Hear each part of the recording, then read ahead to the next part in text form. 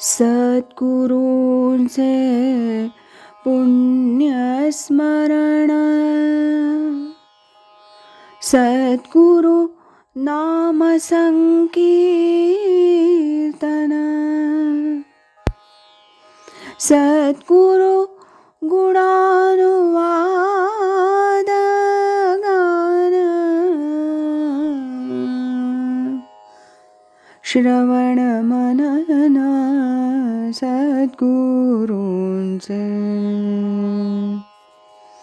श्रवण मनन सद्गुरूंचे.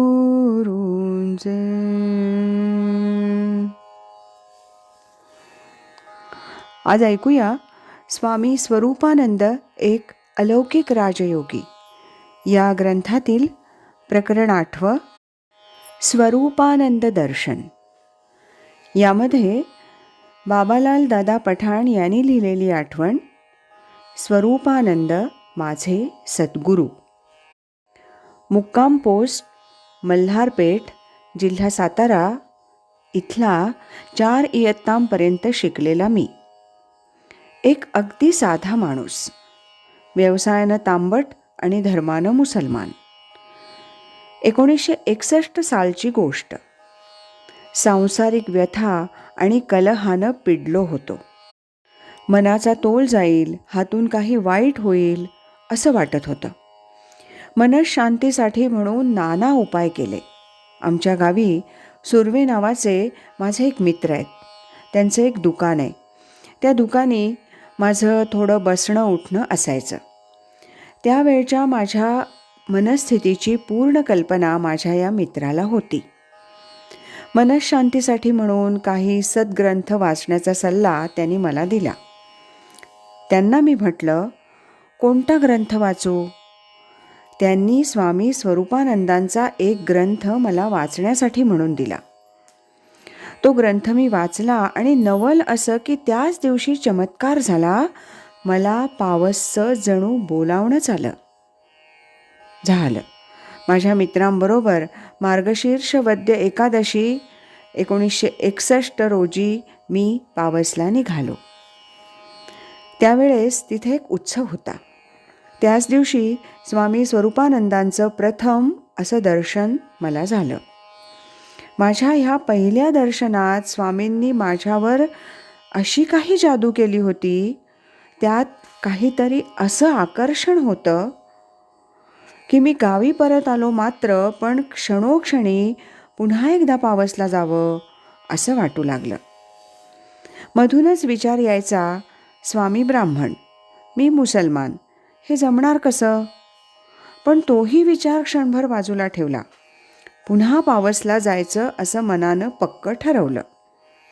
पैसे नव्हते आणि जायचा बेत मात्र पक्का केलेला. स्वामींकडे यायची ओढच मुळी तशी जबरदस्त होती. त्याच वेळेस एका गिऱ्हाईकाची घागर दुरुस्तीसाठी म्हणून आली. ती घागर मोडली आणि थेट पावसला निघालो. पावसला आलो. स्वामींशी झालेली माझी ही दुसरी भेट. मात्र माझं जीवन कृतार्थ करणारी अशीच ती झाली.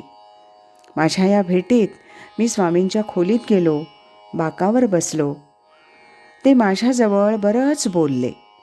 त्याच भेटीत स्वामींनी मला सोहम ध्यान कसं करायचं तेही शिकवलं आणि सांप्रदायिक उपदेश केला. त्यांचं त्यावेळचं माझ्यापाशी झालेलं प्रेमळ आणि जिव्हाळ्याचं बोलणं ऐकून माझे डोळे अश्रूंनी भरून आले. त्याच वेळेस निरोपाच्या दर्शनात स्वामी मला म्हणाले, आपली परिस्थिती गरिबीची, घरीच ध्यान करीत जा. हा फोटो घ्या, फोटो पुढे ठेवून ध्यान करावं. मी तिथेच आहे. नंतर 1962 ते 1974 ह्या काळात मी अनेक वेळा पावसला स्वामींकडे गेलो. ज्ञानेश्वरी, एकनाथी भागवत हे ग्रंथ स्वहस्ते लिहून श्रीचरणी ठेवले. ते ग्रंथ स्वामींनी आपला पवित्र हस्तस्पर्श करून मला परत दिले. तेच ग्रंथ मी वाचतो. आता माझं संत वाङ्मयाचं जरा बऱ्यापैकी वाचन माझ्या कुवतीप्रमाणे झालं आहे. खरं काय ते मला कळलं आहे. खरे संत धर्मातीत असतात हेच खरं. त्यांच्याजवळ धर्म असेलच तर तो स्वस्वरूपाचाच. स्वामींनी असा धर्म मला दाखवला आहे. त्यांच्या कृपेनंच त्यांनी सांगितलेली साधना मी करीत आहे. बाबालाल दादा पठाण यांनी लिहिलेल्या आठवणीचं वाचन आपण ऐकलं. उद्याच्या भागात श्रीराम महादेव भट यांनी लिहिलेल्या आठवणीचं वाचन आपण ऐकणार आहोत.